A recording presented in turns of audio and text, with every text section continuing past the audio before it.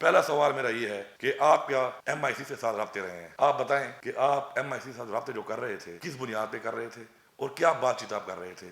قوم کو آپ اس کا جواب دیں، قوم کو واضح کریں گے۔ دوسری بات، Indian national security adviser Ajit Doval کے ساتھ آپ کی میٹنگ ہوئی اور اس میٹنگ میں آپ کا جمعیت علماء اسلام ہند کا جو آپ کا ایگزیکٹو ڈائریکٹر ہے جس کا نام ہے مولانا محمود احمد مدنی، وہ بھی موجود تھا۔ آپ قوم کو یہ بتائیں کہ آپ کی جو میٹنگ ہوئی اس میں کیا بات چیت ہوئی، کیا بات ڈسکس ہوئی اور میٹنگ کیوں کیا؟ یہ بھی میں ایک جواب مولانا صاحب سے قوم کی طرف سے اور میڈیا کی طرف اپنی طرف سے ایک جواب مانگتا ہوں۔ تیسری بات کہ آزادی مارچ جو مولانا صاحب نے آزادی مارچ کی، آزادی مارچ کی ٹائمنگ آپ چیک کریں، عمران خان نے جب عالمی سطح کے اوپر کشمیر کے مسئلے کو اجاگر کیا تو اسی وقت اس نے آزادی مارچ کا یہاں پہ اعلان کر دیا، اور جتنا نقصان اس نے مسئلہ کشمیر کو پہنچایا آزادی مارچ سے، شدید نقصان پہنچایا ہے، اس کا اندازہ سب کو ہے۔ اب میں اس سے سوال کرتا ہوں کہ اس آزادی مارچ سے پہلے اور اس کے دوران اس کے بین الاقوامی قوتوں کے ساتھ رابطے تھے، متواتر رابطے تھے، آخر وہ ان سے کیا بات چیت کر رہا تھا؟ آزادی مارچ تو اس نے کیا ہے یہاں پر کہ جی دھاندلی ہوئی ہے اور یہ سلیکٹڈ حکومت ہے، لیکن ان کے ساتھ رابط کا جواب دے کہ کیا بات چیت یہ کرتا رہا ہے۔ اس کے علاوہ ایک اور